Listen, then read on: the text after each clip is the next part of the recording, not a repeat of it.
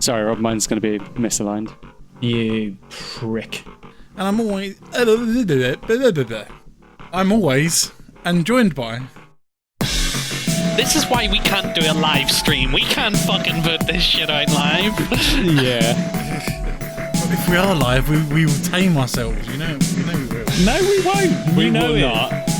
You're just lying to yourself, Jordan. I am Blank. on an Unactionable. substance. Hello, podcast listeners. Welcome and thanks for joining us. You're listening to episode 18 of the Video Game Chat Podcast, a podcast talking about games, tech, and other nerdy goodness. I'm Geordie, and as always, I am joined by my friends and co-hosts, Rob. Hello. Gary. Hello. And Brendan. Yigwith. What? What? If you know, you know. We hope you enjoy this podcast, and if you want to join in, ask questions, or suggest other topics, you can follow and message us on Twitter at VGC_podcast, or join us on our Discord channel. And if you're thinking, hey, I really like listening to these four idiots talk about video games, then please go and give us a 5-star review over on iTunes. We would really appreciate it. Or 4 So, stars. guys, And if you to be don't, honest. Yeah, I mean, it doesn't have to be specifically a 5-star review, you know. Just a review. That'd be nice. Just let us know what you think.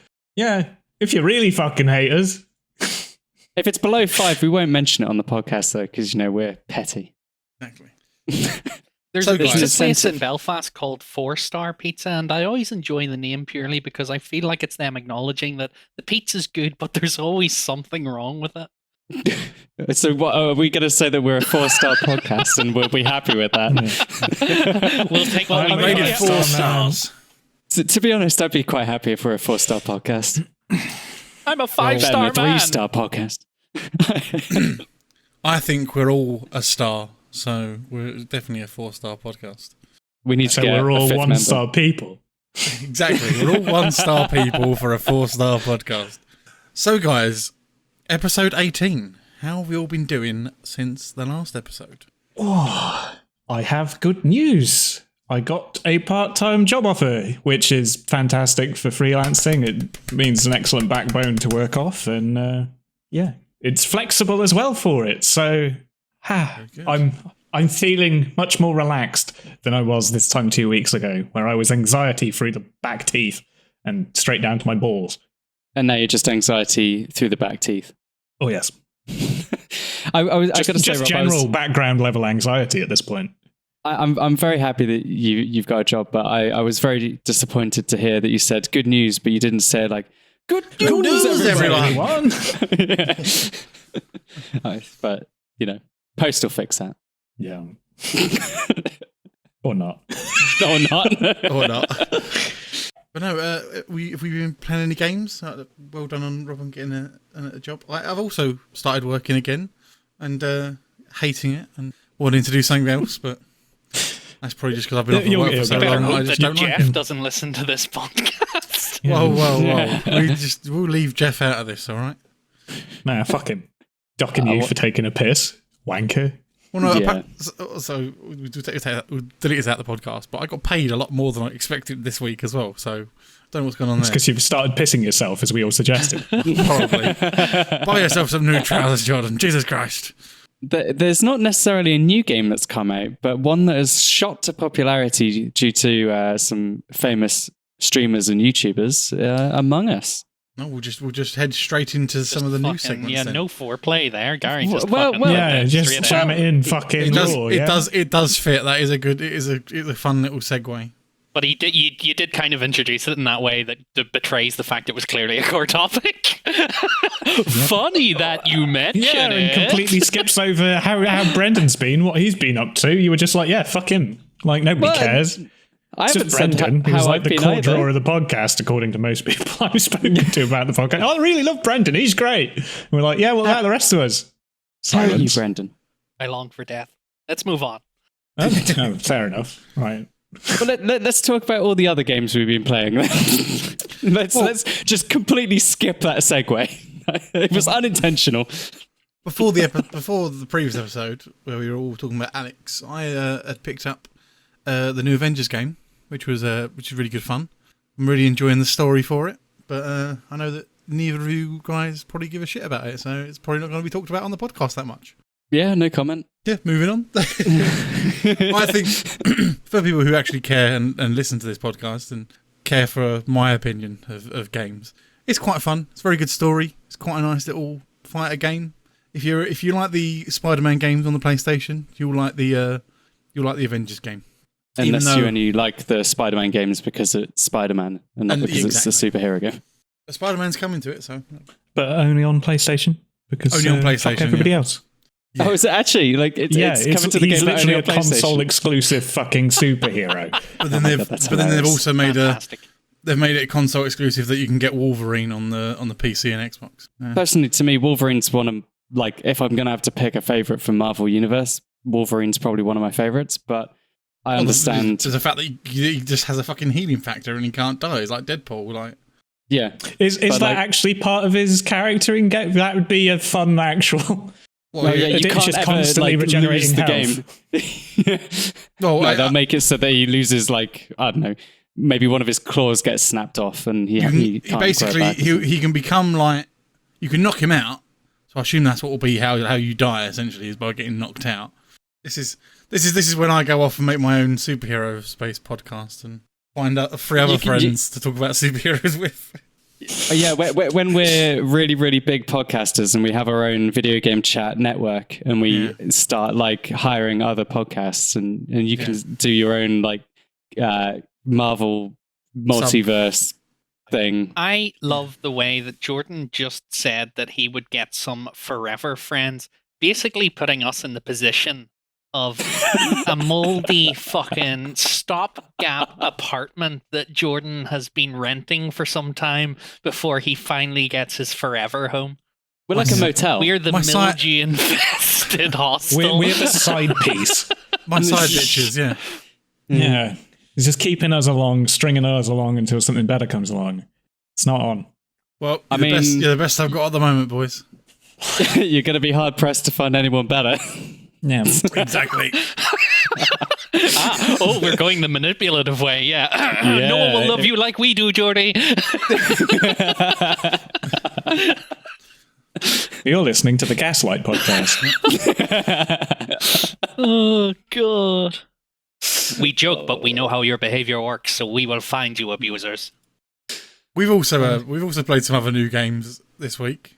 It's a new game that's now available on the Epic Store and it's free to play. Rocket League? Have anyone heard of it? Haven't heard of Rocket League before, no. But yes, they are some games that we've been playing this week. Brendan, have you been playing anything else other than a bit of Pavlov every now and then? I recently picked up Into the Radius, which is a VR, we'll say, homage to the Stalker series. So the concept is pretty much identical. You are in some sort of former Soviet bloc state. There has been some sort of critical nuclear sort of falling out that has caused an exclusion zone in which you're a scavenger collecting artifacts and throwing little items to set off anomalies, basically defined artifacts. And that's pretty much it. It's a spooky game. It's a bit clunky, like all VR games generally are, but pretty decent. Yeah, I do need to go back and watch your VOD on Twitch to see how that was, because it did look pretty interesting. You need to see the sprint in it. The sprint just fucked with me. The sprinting in this game is extremely fast, so if you're subject to motion sickness, you're about to have the shit kicked out of you. And Rob, have you played anything new? Not really new, no. We've been playing a lot of Sea of Thieves again, and in my spare time I've just been doing a few dailies in Red Dead and stuff, as they've added in the fossil hunting from the PlayStation update a little while ago, and they've added, last time we played, Gary, they'd added that weird bullshit you can transform into a deer thing in the naturalist role. Yeah, they've added another one. You can transform into a rabbit for 5 minutes, but this one you have to pay 8 gold for. What? Who the fuck is going to pay 8 gold to turn into a rabbit for 5 minutes in Red Dead? Why the fuck would you want to do that? Do you get anything from it? Nope. Another chance to buy a down all the shark fucking card. hips. Yeah. Another chance to just buy some gold, because fuck. So you don't get, like, there's no benefit to turning into a rabbit aside from the fact that you turn into a rabbit? Literally no benefit outside of the fact that, like, towards the end of it, when I was getting really bored of being a deer last time, Gary, and we worked out that you could get the whole I've photographed a deer thing done if I'm the deer and can just pose in front of you without running away. That's literally it. So I just realized that I forgot to mention one of the most important games that I've been playing over the past 2 weeks now. Is it the game of life? Duolingo. I saw that Duolingo had an update and that they had leaned further into the gamification of language learning. I picked it up fucking ages ago and had no interest, so I dropped it again. And this time when I picked it up, out of interest, I started on Arabic and started learning the Arabic alphabet for a good whack. And I got pretty far into it when I decided to learn something a bit closer to home. So I switched over to the Irish system. And the way it works is it's all broken down into various aspects. So your basics, which would be your greetings and things, phrases, sort of asking questions about people, food, animals, plurals, all the sort of entry-level language shit is done on a system where you do like 5 lessons in it. And then once you do that, you level up and can move on to the next section. It's set up like an XP system. And there's now a league table in it. So that one thing I don't like about a lot of online multiplayer games, it's got me hooked. Every fucking day I'm going in and I'm doing my practice lessons that give you extra XP because you're going back and making sure you know the shit. And it pushes you up through this fucking league table. And I'm going to get the number 1. You fucking wait, you dicks. Yeah, I saw your tweet where you said you were coming for the next person who was like 150 points ahead of you or something. I was like, God, Brendan's getting competitive. Nothing good will come of this. It's scratched a very specific itch. But yeah, as Gary said earlier, Among Us as well. We've all dipped our toes in the game that is Among Us that came out 2 years ago, believe it or not. And it's only just really received a lot of hype and so much that the developers, Inner Sloth, or whatever their name is, or Inner Sloth, whatever they want to call themselves, Inter Sloth, have cancelled their plans for a sequel to keep working on it because it's got so popular. Which I think makes sense. Yeah. Yeah. They say it's so they're not going to fracture the player base or something, but quite frankly, I think it's good. You know, like, the original was all right, but, you know, it could do with a bit more content, I think, and that'd be quite nice for to just keep building for a game it. that's free on any like tablet or phone and £4 on PC. Yeah, fucking work away, lads. Like, make this game really good, and then grab yourself a good audience for then making your sequel later on. Yeah, I mean, the game is incredible for anyone who hasn't played it before, which I'm pretty sure if you're listening to this podcast, you probably know what Among Us is. But in short, it's kind of like Trouble in Terrorist Town. And if you don't know what that is, it is like a deception-based game where you have ranging from up to 10 players, and 2 of which are the bad guys, and they have to deceive the others into tricking them into believing that they're good so that they can kill everyone. Lying to your friends for fun. Basically, yeah, that's the very brief summary of it. It's such a simple game, and it's so well done, and the visuals are so like basic as well, to the point that anyone can play it. If you have a potato computer, you can play it, and I think that is similar to Fall Guys in that it doesn't take up much space on your computer. Visually, it's not that demanding, and yet it's a hell of a lot of fun. And this game is kicking other games like Valorant and PUBG, Fortnite, for example, off the top of Twitch at the moment. And this is like an indie game. It's an indie dev, indie publisher, and they released it 2 years ago, and they probably, I imagine, did all right. They probably didn't get too much like income from it. They probably got enough to survive and like maybe get a bit of profit. But now I'm imagining they've just absolutely erupted. That's what happens. All it takes is for a popular streamer to play a small indie game like this, which is like a sort of base for quite a few people. It's quite fun and interactive, and sort of involves you being sort of a part of a community and talking to people, and it just fucking blows up.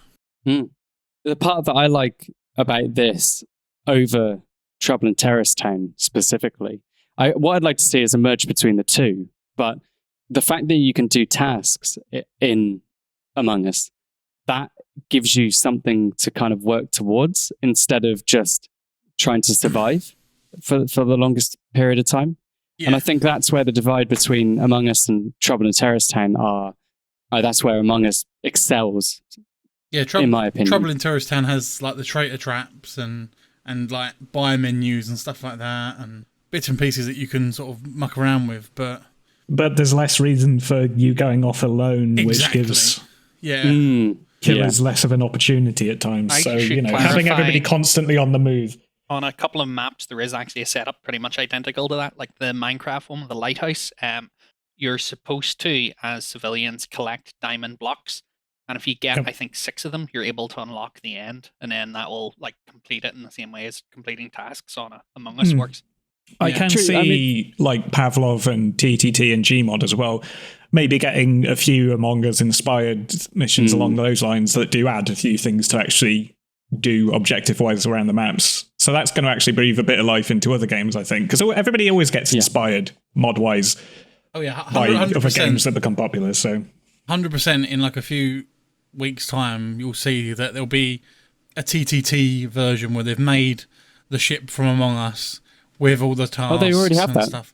Yeah, exactly. They haven't got the tasks, but they've got the camera set up, and that looks pretty cool. I can imagine they'll add in like the tasks and stuff as well. Like, it's definitely not it's definitely not in modders' sort of demeanor. It's in their wheelhouse. I guess. Basically, there's something that they could do.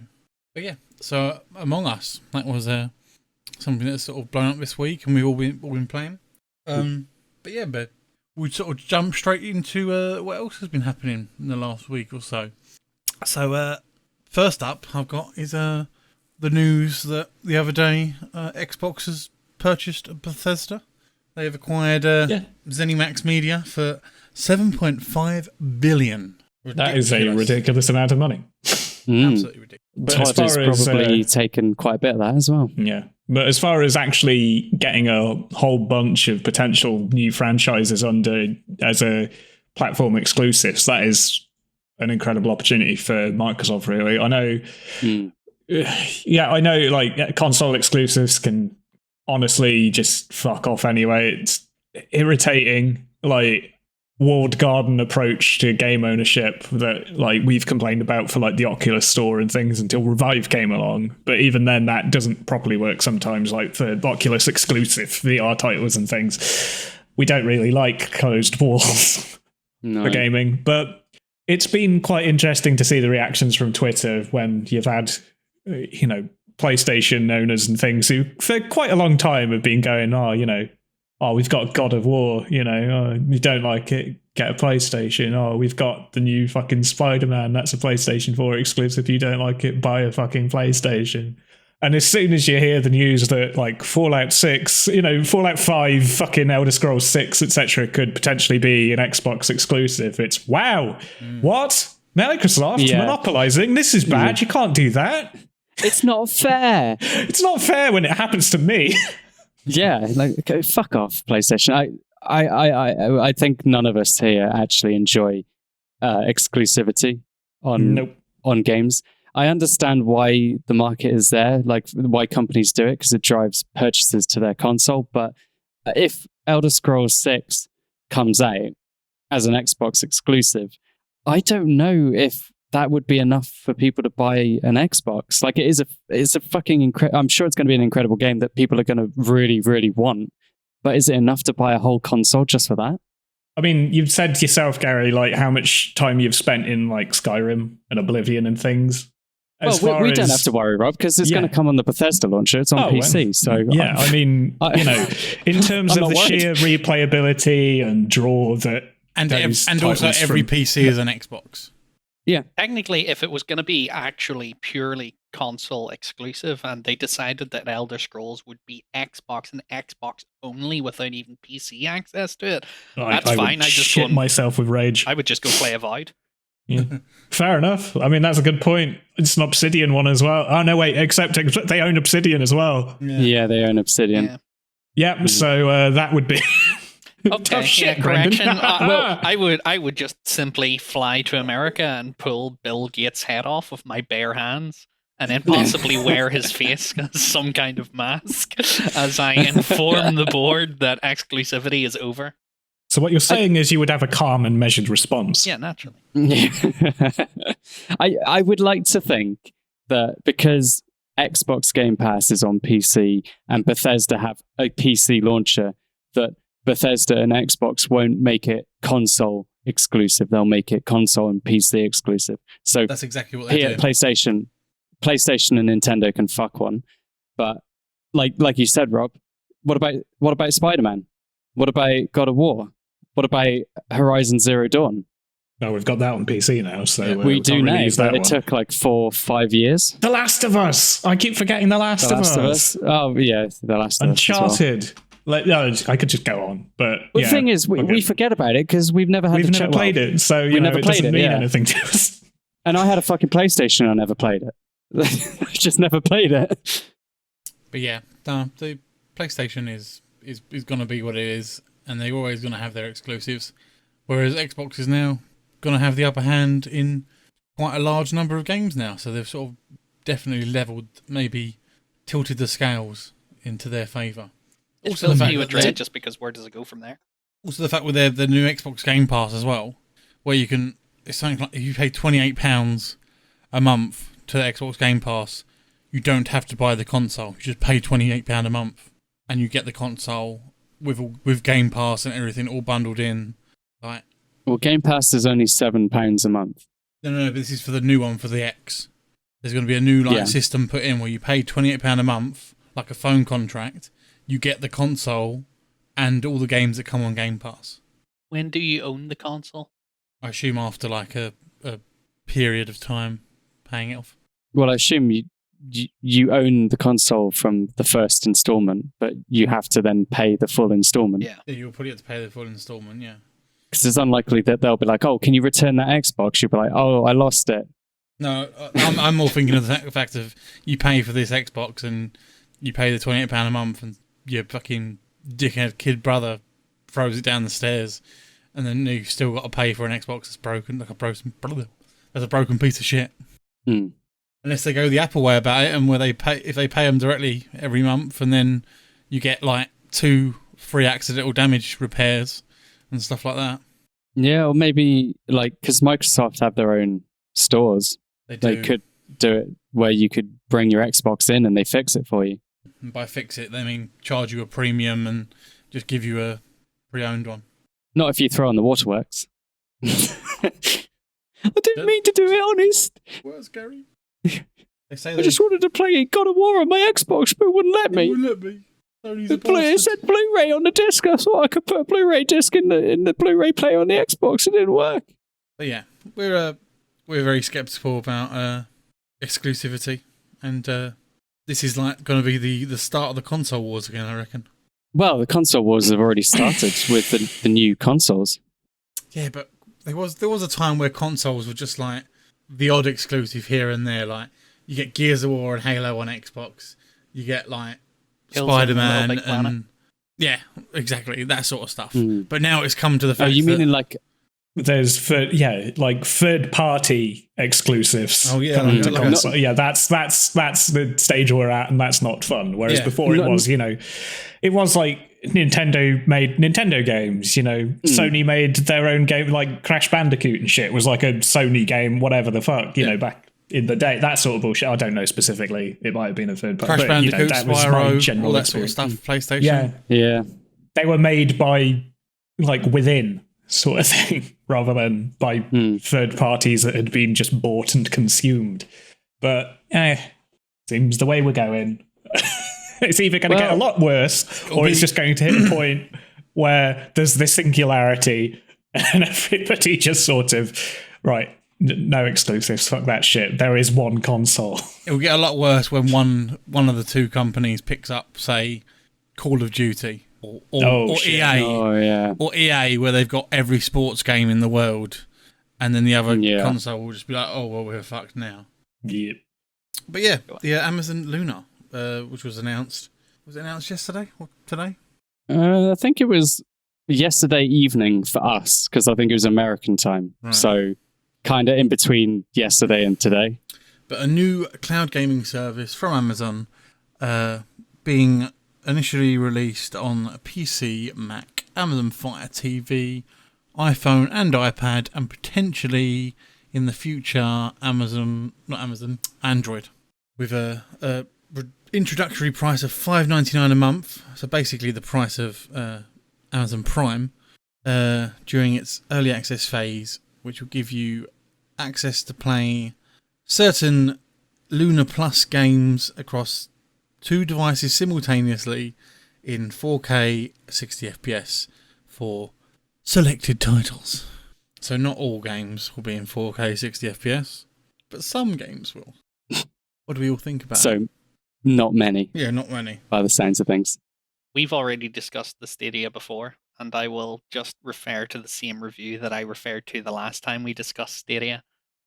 It was the guy from The Guardian that posted a tweet that was just my Stadia review in 3 seconds, and it was a GIF of where you see his hand come down and hit the space bar on his keyboard, and then he looks up at the computer screen, pauses, and then his character jumps. Yeah, the cloud gaming is something that's been. I was discussing just before the podcast with Brendan. If he's ever heard of the cloud gaming service that was released in 2009 called OnLive.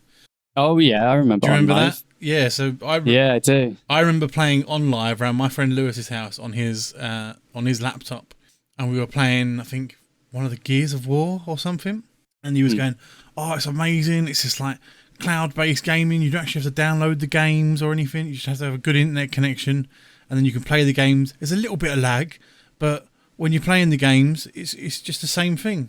And I was like, "Oh, I'll give this a go. Like, check it out with him." And I'm watching him playing and getting frustrated where he's like not shooting something in time because of the lag and stuff like that. And then I remember seeing him play that for like a couple of months, and he was like, "No, I gave up with that. Like, it was too bad. Like, I'd rather just download the game and play it properly." But that one of my friends actually got a Stadia, and because like it was supposed to be, pretty good. He has incredible internet as well. He played it, and he was like, "No, the latency's just shit," and he had to return it. But OnLive was in 2009. When did Stadia come out? Like a couple of years ago? A year ago, maybe? Year and a bit ago, I think. Yeah. But OnLive finished, like, they fucking threw the towel in 2015. And it was bought out by one of Sony's companies. So I know Sony have plans to sort of dip their toe into cloud gaming eventually, but I assume they're still just waiting until they until everyone gets fucking super internet. Speaking of other annoying things. Oh, yeah. The NVIDIA RTX 3080 launched last week. Did. And before that, we were saying, because they announced it, like they did the reveal of all the new cards, all the new tech, all the new programs and apps that are coming out alongside the new 30 series. We watched the live stream that they did, and we were like, fuck, this is how you do a live stream. It's short, it's informative, gets you fucking pumped to get one. It literally sold it to you like these are going to be incredible. Yeah, and we were all hyped. It hit all the key points within like 5 minutes. It was all selling points, all here's the performance, here's some new stuff that's coming along with NVIDIA GeForce Experience, for the streaming and the webcam, like automatic green screening of like regular backgrounds with our AI thingy. Here's how much better RTX performs. Now we've got this new core added to this thing, and it was just boom, boom, boom, boom, boom. Here you go. It's available, Blair. That was it. Whereas we watched Ubisoft Forward like the week before. Oh, yeah. And there was an hour and 45 minutes of pre-stream rambling and just random bits of other casual games. Friday night, right? Yeah, and then they showed off like 3 games. One of them being that weird like Rocket League clone roller derby bullshit. God, yeah. Oh, yeah. But, Jesus. And that just it felt like it went on for too long, and it also felt like there wasn't enough shown. Like, Oh Well, god, like, that if you've dragged got on a for pre- ages. That was the longest video I've ever watched in my life, and Yeah. I fucking Just regularly that marathon the Lord one of the Rings. fucking cardigan-wearing Tory nerd, like, shoutcasting himself. I'm just like a sports announcer. Look at him. Oh, it's a great shot. What a great strategy from That's me. a great shot from me. My teammate scored a goal there. This is a real look sport at that because I'm talking amazing like it's a shot that real I just sport. missed. Please sponsor us. Please make this an esport, please. Well, this is the only difference between us and pensioners watching QVC is that we're playing video games and they're collecting crockery. So, anyway, if only the actual launch of the 3080 had gone as smoothly as their stream. Because that was a mess. Both me and Gary were actually we kind of wanted one. And I'm kind of in need of one, as my graphics card it's on the blink. It's on the way out. fun. It's still working, but it's going. And Gary's just kind of wants an upgrade, really, don't you? yeah, I mean, I would just like to run RTX in more than 40 FPS, to be honest. Yeah. And so me and you had both ages ago signed up for the old Notify Me thing on the NVIDIA thing, and they were due to go live for sale at 1 p.m. And me, Gary, and from what I've gathered on Twitter, hundreds of other people sat around waiting, Thousands, tens of thousands of other watching that clock tick over. Nobody got a Notify Me of the thing going live. Notify Me did not even change to Shop Now for everybody. You had to go through a whole of a bunch of hoops to then find the store page listing for it, where it had pretty much immediately sold out because, botters, scalpers had already configured multiple bots and stuff to just go through the entire process as soon as it was available. Of course. And they bought out all the stock immediately. And in like literally a second. I refreshed multiple times between 01:59 and 2:30. I was like refreshing constantly, and it was just like out of stock immediately. And I was like, what the fuck? They're already being sold on eBay. They were already being sold within 2 minutes or something on eBay. Yeah, On eBay, yeah. they were. For well over $1,500 at a starting bid sort of thing. So, NVIDIA really needs to get some sort of, at least just capture.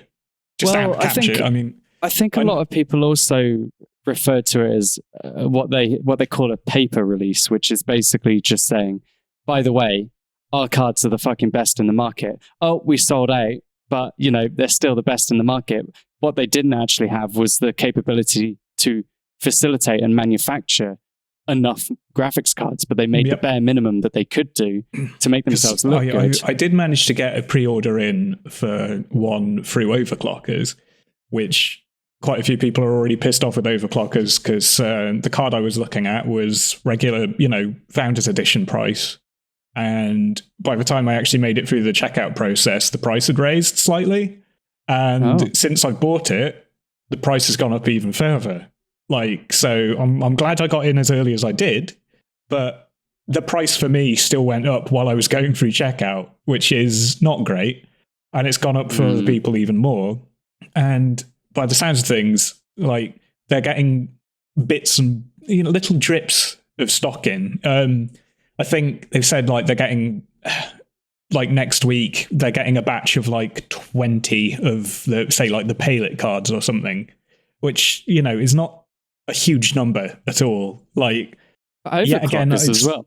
Yeah, and so I'm assuming that's going to be the same for Scan and PC Specialist and a few other suppliers around the UK and things. They're each going to get it'll be 20 this month. Apparently I can't remember I think it's China that they're being manufactured, and there's some sort of 2-week holiday or something at the start of October, so production's going to be down at the start of October anyway. So you're not getting any new stock in early October, so it's going to be mid-October before other cards start coming out again. So it's going to be a very slow release, and I think if at this point, you might even be looking at maybe early next year when you actually get one, if you're ordering at this point. So it's been a spectacularly bad launch, and either completely mismanaged on NVIDIA's part intentionally, or just, to try and drive up the hype that, there's very few of them, got to get in nice and early. Or they just really don't know how well these cards that they're releasing at an affordable price compared to what they did with the 2080, the actual demand for that's going to be. So it's a bit of a mess. I think it's scarcity, purposefully. Artificial? Yeah. Artificial scarcity, yeah. And I don't like it. I understand that they need to build up the hype, but they didn't need to build up the hype. The hype was already there. Yeah. The hype was already there. I think the problem is that they obviously wanted to make it affordable for everyone. So the hype was massive, but they couldn't actually make a profit on 650 quid. I don't think they could make a profit on that, which is why they did the artificial scarcity. They've given it to the influencers. They've given it to the press. So they'll be like, oh my God, it's an incredible card. By the way, you can't get one. So all the aftermarket ones are going to be like an extra 200 to 300, 400, 500 quid on top of the original price. So that's why I'm skeptical. That's how I see it. But I don't know. I would like to think that I would like to be positive about it, but I just can't because it doesn't feel like that would make them any money. End of the day, they're a business and they need to sell things. They need to make sales to earn money. Either way, I will let you guys know when that actually starts shipping. I'll be, oh my God. If it's from overclockers, I'm hoping. If it's from overclockers, you've got no chance. Either way, I'll let you guys know when it arrives, or at least start shipping, because I'm hoping I would like it before the 17th of November, so I can have it completely ready for Cyberpunk 2077. I need that sweet RTX in Night City, but what a segue there, Robert. Yeah. It could be. I feel, no. I got my fanny pack. For those of you listening who aren't in on this in-joke, we're all staring at a Google Docs page that clearly has Cyberpunk marked down as our next message. Yep. In my defense, I didn't actually have that document open at the time, but I'll roll with it. Yeah. After our wonderful episode that we spoke about the gamer socks. RGB gamer socks. We also liquid cooled underwear. Gary found out that that Adidas have made a collaboration with Cyberpunk for some god awful trainers. Oh wait, there we need to have like trainer news or something. Fucking hell! It's time for our podcast within a podcast. Hey guys, right, now you're listening to the podcast. We got some brand new off-the-shelf Cyberpunk 2077 shoes. You're going to love them. They're great. They're fantastic. They're cyberpunk. The word cyber is written on one shoe. The word punk is written on the other. It couldn't be more cyberpunk if you tried. Yeah, actually, the one thing, I don't think we even need to describe these. We've told them that cyberpunk trainers exist. The only information that you, the listener, needs to know is that these cyberpunk trainers don't even light up. They don't even light up. When you step on the ground, it doesn't flash red at the back on the heels or anything. It doesn't fucking light up. It's not a light up shoe. Well, I will let you know that it doesn't light up. The Adidas strips on the side do have that cool like high vis when you shine a light on it at night. My trainers have that. That's so cars don't kill me. Yeah. Why would you make a cyberpunk shoe that isn't an RGB shoe? Exactly. Not even RGB, like fucking neon pink or neon blue. Yeah. Instead it's just a basic purple. Why write cyber trim on one shoe and punk on the other? This is almost as bad as the other ones we got into, the previous episode. Yep. Also, why is the left shoe cyber and the right shoe punk? Also, again, nothing screams cyberpunk like branded corporate deal. Pair of Adidas trainers. Yeah. Oh, that, yeah. Consume. But yeah, willpower of a goldfish. They look awful.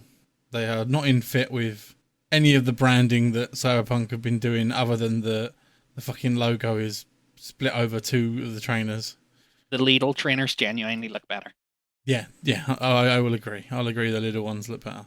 Lidl, yeah. Yeah, that was very passive aggressive of you, Jordy. Sorry, that's just how I pronounce Lidl. That's how they say it. What Lidl trainers are they? Oh, you mean the actual Lidl branded trainers? Yeah, I'll post them. And right underneath the Cyberpunk ones here. My God, they are... you've got them. They actually kind of look trendy. Put it at the bottom of the document. Weirdly enough. I would actually see people wearing that. If it didn't have the Lidl logo on it, I'd see people wearing it. I'd wear it if it did have €499? Are you shitting me? What? Yeah. See, that's actually on point for branding. That's, actually taken little colours and rolled with it, and in a sort of aesthetically pleasing design. That's the not trainers bad, are 14 quid from Lidl. People are selling them on for 450 quid online. Oh, because okay. they're that fucking good. I would wear Whereas it if those I Cyberpunk ones, changed Jesus my, Christ, if I it changed looks my like the sort of day-to-day fashion to 80 ski jackets, then I could probably pull off those trainers. They look like they're comfy. I might wear those around the house. If the fucking or if I'm popping down too little, fuck yeah. I show my brand feel loyalty. like Banana Man.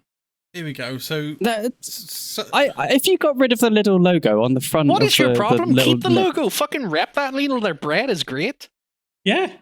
No, I love little, but like I mean, you're going for like some ham, and you come out with a fucking new fucking washing machine. I don't know. Lidl's great. It's true.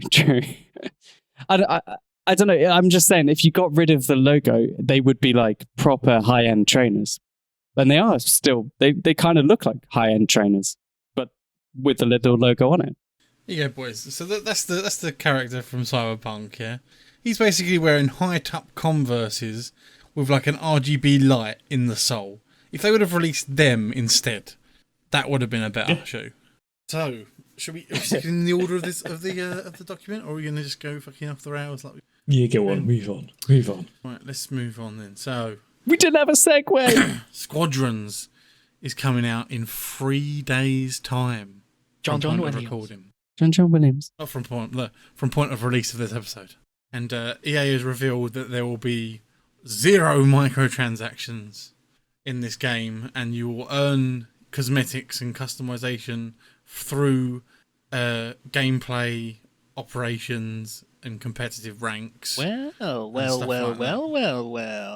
EA, you had my curiosity. Now you have my attention. But they've swindled this thing in, which has given me a little bit of disbelief. They've said daily challenges will award glory points used to unlock ship and player cosmetics, while more complex operation challenges offer unique cosmetics that will be based on the squadron's operations. So you can get certain items by just doing certain operations, but most things will give you something called glory points. Now, will glory points be purchasable? This is what I'm thinking. If they said, look, there's no microtransactions, but you can buy points to buy things. I don't know. Doesn't I feel like that would be kind of straight up lie that's going to get them called out immediately. There's no microtransactions, but here you can do microtransactions. Yeah. But they're not microtransactions because you're doing a big transaction that makes many, many little microtransactions. So it's kind of like just a transaction. So it's not like buying a loot box. It's like you just buy the points to be able to unlock something that you could do by just playing the game a lot. Like how... Shortcut stuff. Like the Battlefield shortcut kits you could get for like Battlefield 4 and shit. Yeah. Dickhead moves by EA. Well, maybe. Ultimately, I don't mind if there are microtransactions in this game because it is what it is. Gary, they've to expect said there are it. 0 microtransactions, so we have to believe. I know, but I'm just saying, if there are, I won't buy them. I'll just unlock them if possible. But what's getting me is daily challenges. Will you mean daily challenges? This is probably we just have to play this game more, all right?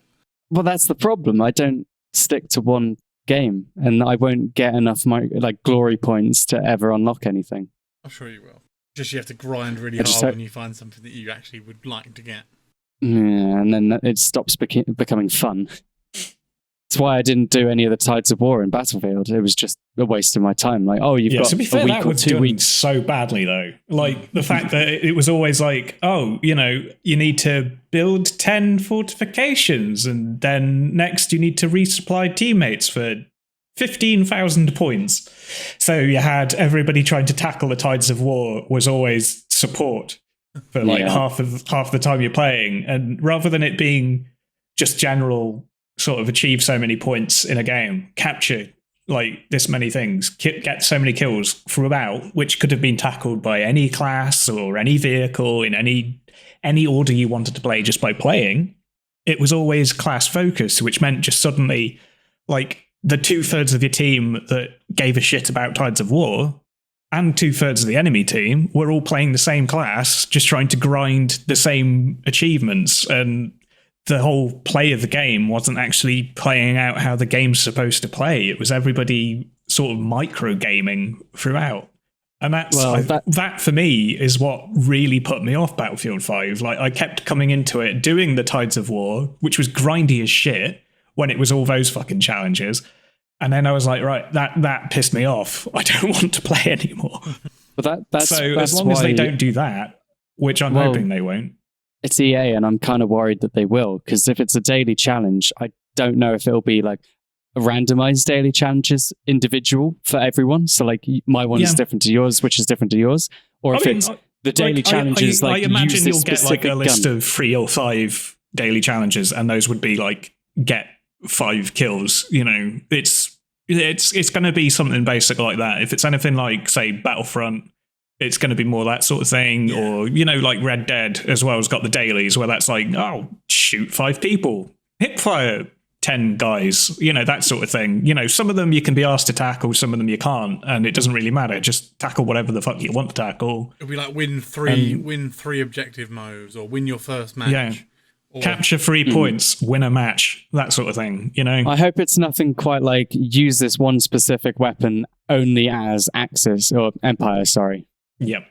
Like, I would just be like, come on, because everyone's going to be fucking Empire then, and everyone's going to be using the same fucking weapon. That sort of challenge with that specific... Yeah, the more specific daily challenges go, the more irritating they are, which is why I've never been fond of them, you know? Yeah. That's just daily, daily challenge, and daily challenges in a nutshell, though, for any game.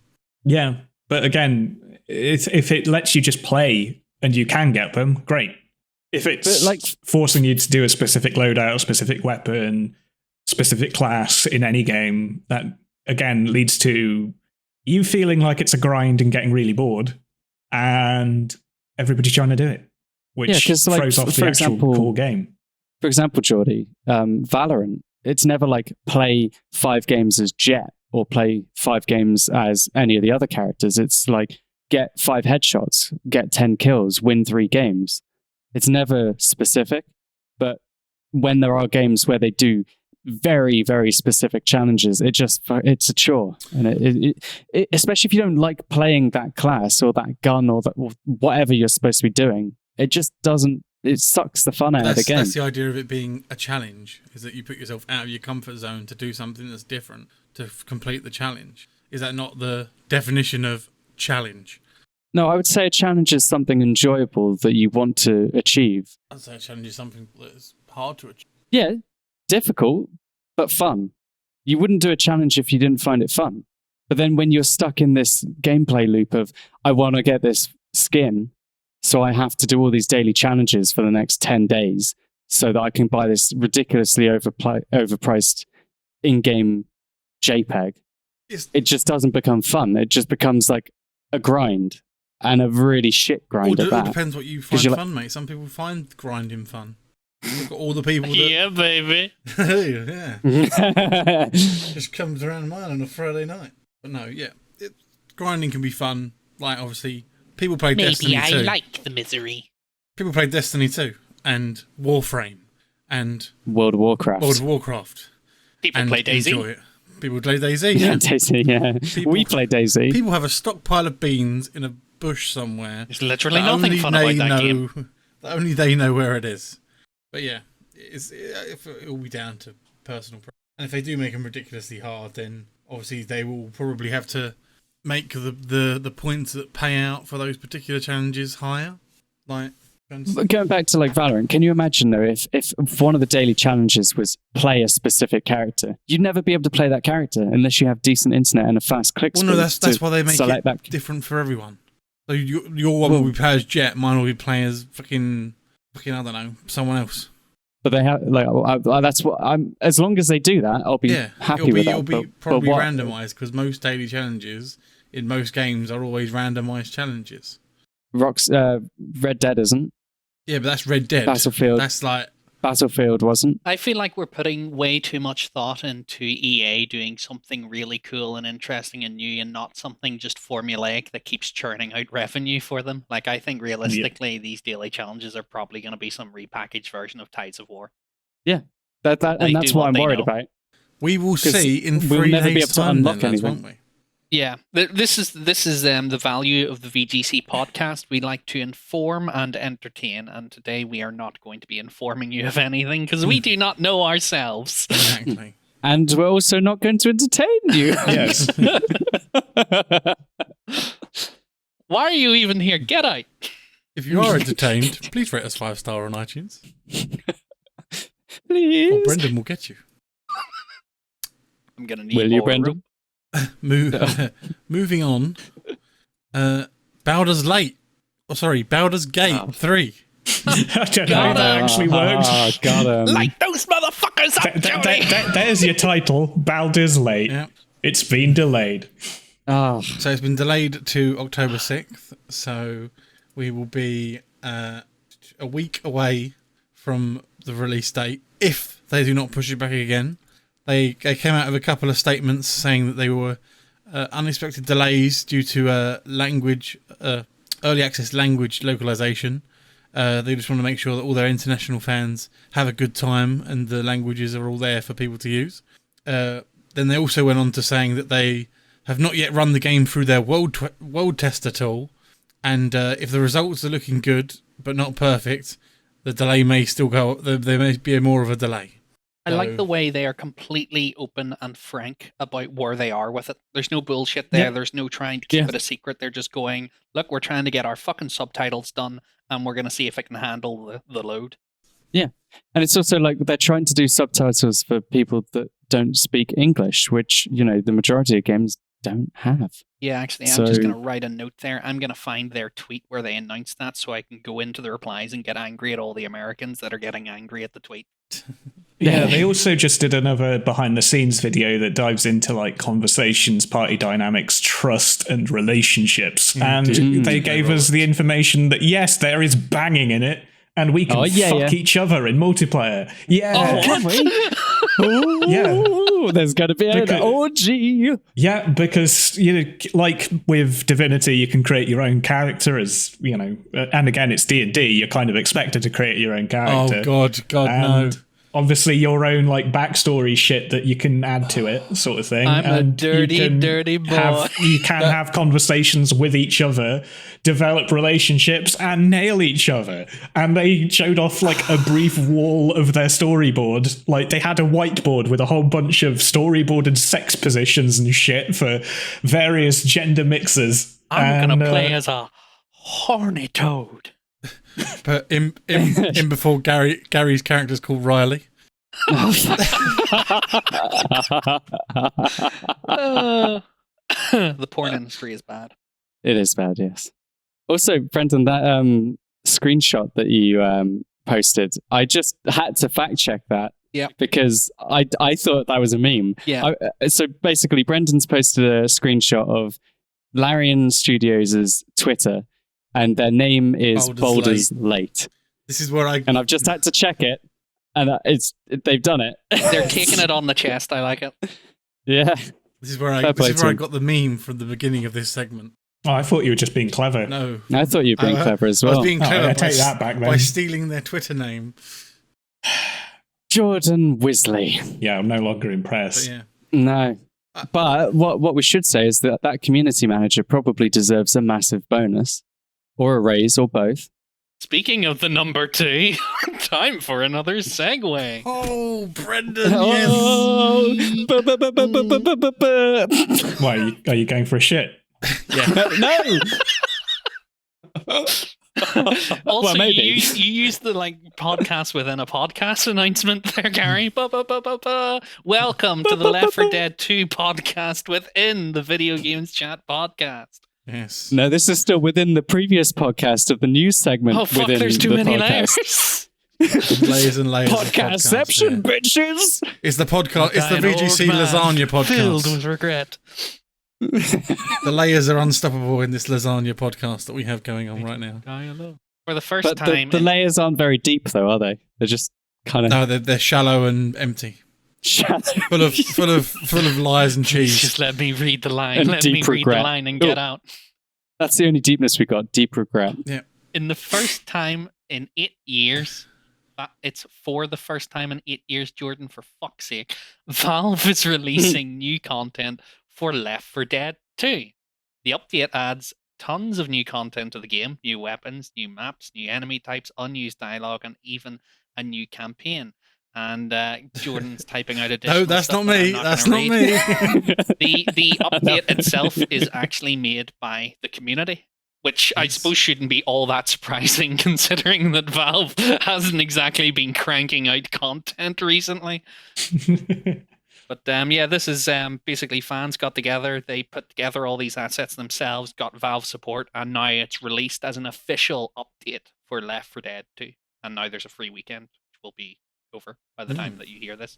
So, fuck you.